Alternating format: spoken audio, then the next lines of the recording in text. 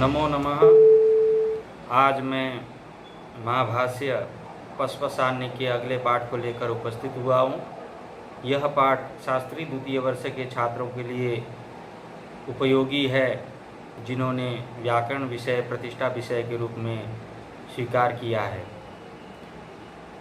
हम लोग व्याकरण अध्ययन के आनुषंगिक प्रयोजन, गौण प्रयोजन को पढ़ रहे हैं, उसका अध्ययन कर रहे हैं। तो इसके पूर्व तक यो वा इमाम, यहाँ तक हम लोग ने अध्ययन किया है। तो आज आगे का पाठ प्रारंभ करते हैं। तो आज का प्रयोजन है चत्वारी। चत्वारी ये प्रयोजन आनुषंगिक प्रयोजन है। 13 प्रयोजन जो बताए गए हैं पतंजलि के द्वारा, उसी में ये चत्वारी भी है। तो चत्वारी 4, इससे क्या बताना चाहते हैं पतंजलि, तो इसका हम अध्ययन करेंगे। तो यहाँ उन्होंने ऋग्वेद का एक श्लोक का उदाहरण दिया है, श्लोक को बताया है। तो ये है चत्वारि श्रृंगा त्रयो अस्य पादा द्वे शीर्षे सप्त हस्तासो अस्य त्रिधा बद्धो वृषभो रोरवीति महोदेवो मर्त्या आविवेश। ये मंत्र बताया। तो इसका अर्थ है चत्वारि श्रृंगा, उसका कोई एक शब्द रूप किसी कल्पना की हैं। तो चत्वारि श्रृंगा 4 सिंह हैं, त्रयः पादा 3 पैर हैं, द्वे शीर्षे 2 सिर है, सप्त हस्तासः 7 हाथ हैं, त्रिधा बद्ध 3 जगह से बधे हुए है, वृषभः रोरवीति वृषभ है जो शब्द करता है, महोदेवो मर्त्यान आविवेश, वो महान देव है जो मर्त्यान मरण धर्म वाले मनुष्य में आविवेश प्रवेश करता है। इस तरह करके ये श्लोक बताया। तो इसी का अब आगे वो अर्थ भी लिखते हैं पतंजलि। तो लिखते हैं चत्वारि श्रृंगा। तो चत्वारि श्रृंगा इस पद से 4 सिंह है, इससे क्या अर्थ लेना चाहते हैं? तो वो बताते हैं कि पद जातानी, पद जो है 4 पद हैं। तो क्या क्या? नामाख्यातोपसर्ग निपाताश्च, नाम, आख्यात, उपसर्ग और निपात, ये 4 पद जाति है। 4 सिंह से इनको हम लेंगे कि नाम एक हो गया, नाम अर्थात शुभंत, आख्यात तिङंत हो गया, उपसर्ग हो गया और निपात हो गया। तो ये 4 सिंह के रूप में हैं। त्रयो अस्य पादा, इनके 3 पैर हैं। तो पैर क्या है? तो ये बताते हैं त्रयः काला, 3 काल है। तो पाद से, पैर से 3 काल ये अर्थ लिया है। तो भूत, भविष्यत और वर्तमान, 3 काल होते ही हैं, भूत, भविष्यत और वर्तमान, उसी को बता रहे हैं। तो द्वे शीर से 2 सिर हैं। तो 2 सिर हैं। तो 2 सिर क्या क्या है? तो 2 शब्दात्मनौ, शब्द और आत्मा, जो 2 सिर है वो नित्य और कार्य रूप में है, नित्य है और कार्य रूप में है। सप्त हस्तासः अस्य, इसके 7 हाथ है। तो ये 7 हाथ से क्या अर्थ लिया है? तो 7 विभक्तियाँ लिए हैं, सप्त विभक्तया, 7 विभक्ति, प्रथमा, द्वितीया, तृतीया, चतुर्थी, पंचमी, षष्ठी, सप्तमी, ये 7 विभक्तियाँ हैं। तो उन्हीं को 7 हाथ ये अर्थ से लिए हैं।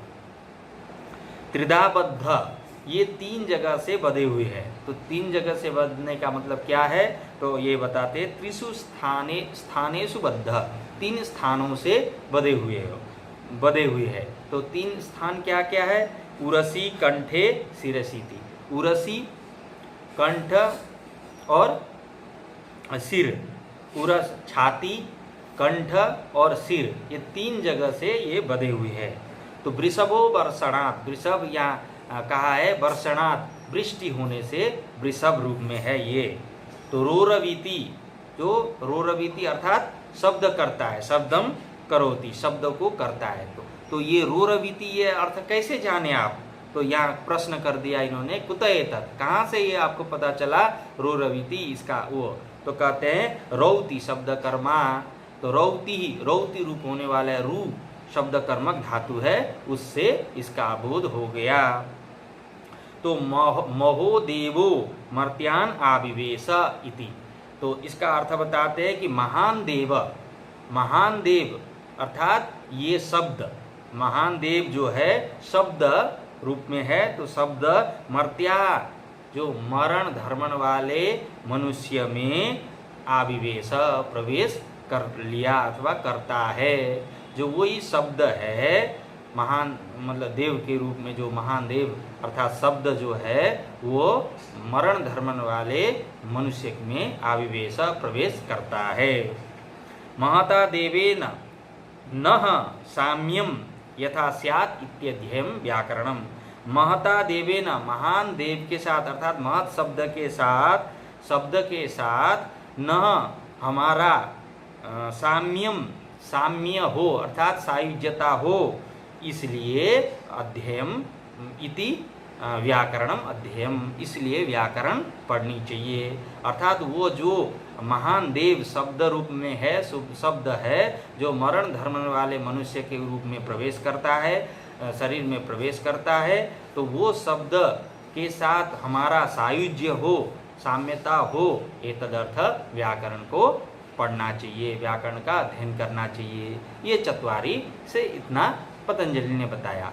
पुनः उन्होंने एक और अन्य लोगों की भी उक्ति यहाँ पर वो बताया, अन्य मंत्र बताकर। तो वो दूसरा बताते हैं कि चत्वारि वाक् परिमिता पदानि तानि विदुर ब्राह्मणा ए मनीषिणा गुहा त्रीणि निहिता नेंगयन्ति तुरीयं वाचो मनुष्या वदन्ति।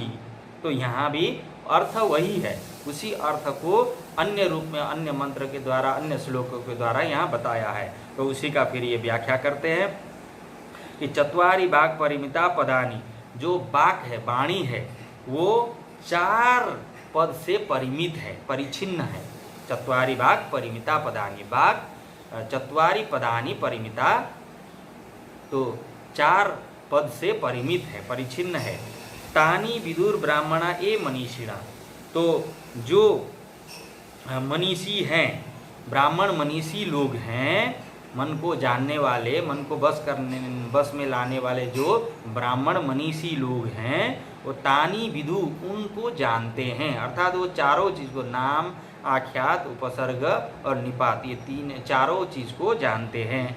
गुहा त्रीणी निहिता नेंगयन्ति, वो गुहा त्रीणी, वो तीनों गुहा में अंतर्भाव होते हैं, और नेंगयन्ति, वो चेष्टा नहीं करते। तुरीयम वाचो मनुष्या वदन्ति, जो चतुर्थ वाणी है वो मनुष्या वदन्ति, मनुष्य लोग बोलते हैं। तो इतने इसका श्लोक का अर्थ हुआ। तो इसको फिर पतंजलि अर्थ करते हैं। तो चत्वारि वाक् परिमिता पदानि, तो यहाँ भी चत्वारि वाक् परिमिता पदानि, इससे अर्थ लिखते हैं चत्वारि पद जातानि, 4 पद जाती है। तो क्या क्या, नाम आख्यात उपसर्ग निपात, तो यही लिखते हैं नामाख्यात उपसर्ग निपाताश्च। तो नाम हो गया, आख्यात हो गया, उपसर्ग हो गया, निपात हो गया। फिर तानी विदुर ब्राह्मणा ए मनीषिणा, तो ये कहते हैं मनस ईषिणा मनीषिणा, मनीषी शब्द को बताते हैं मन को बस करने वाले, मन को कंट्रोल में रखने वाले जो लोग हैं, ऐसे मनीषी जो है वो मनीषी जो ब्राह्मण है उनको वो विदु जानते हैं। तानी, उनको अर्थात ये जो 4 नाम, आख्यात, उपसर्ग और निपात है, उनको वो जानते हैं। गुहा त्रीणी निहिता नेंगयन्ति, गुहायाम त्रीणी निहितानि, गुहा में ये तीनों निहित हैं, तो न चेष्टन्ते, नेंगयन्ति न चेष्टन्ते, लेकिन वो चेष्टा नहीं करते हैं। तो यहाँ जैसे बाणी हमारा परा, पश्यन्ति, मध्यमा, वैखरी, ये 3 है, तो इनमें जो 3 है वो गुहा में निहित है, तो उसकी चेष्टा नहीं करते। तुरीयम व एतद्वाचो यन मनुष्येषु वर्तते चतुर्थम इत्यर्थ चत्वारि। तो यहाँ तुरीयम वाचो मनुष्या वदन्ति, इसका अर्थ ये है कि तुरीयम जो चतुर्थ वाणी जो है मनुष्य में विद्यमान है वही वाणी मनुष्य लोग बोलते हैं। तो चतुर्थ अर्थात यहाँ वैखरी हो गया। तो हमारे ये 4 वाणी के विषय में ये परमलंगु मंजूषा में भी नागेश ने कहा है, परावांग मूल चक्रस्था पश्यन्ति नाभि संस्थिता हृदिस्था मध्यमा गेया वैखरी कंठते सगा। इस तरह 4 उन्होंने बताया है। तो ये 4 में से जो 3 है, परा पश्यन्ति मध्यमा, ये केवल मतलब वैयाकरण लोग ही जान सकते हैं और अन्य लोग केवल वैखरी वाणी को बोलते हैं। लेकिन जो व्याकरण हो जाएगा, जो व्याकरण का अध्ययन कर लेगा, तो वो पूरे ये 4 वर्णों को जान सकता है, इसका बोध हो सकता है उसको। तो एतदर्थ व्याकरण को पढ़नी चाहिए।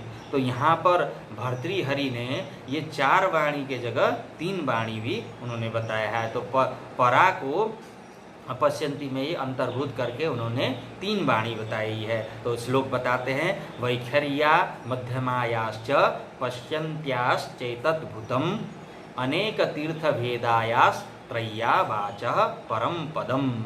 तो उन्होंने 3 स्वीकारा है, लेकिन महाभाष्य में भी 4 है और नागेश ने भी 4 है। तो 4 वाणी को ही हम लोग मानते हैं। तो ये जो 4 वाणी में वैखरी जो वाणी है वो सभी मनुष्यों में निहित है और यही वाणी मनुष्य लोग बोलते हैं। तो ये चतुर्थ वाणी है। तो इसीलिए यहाँ पर चत्वारी कहा है। तो ये आनुषंगिक प्रयोजन है व्याकरण अध्ययन का।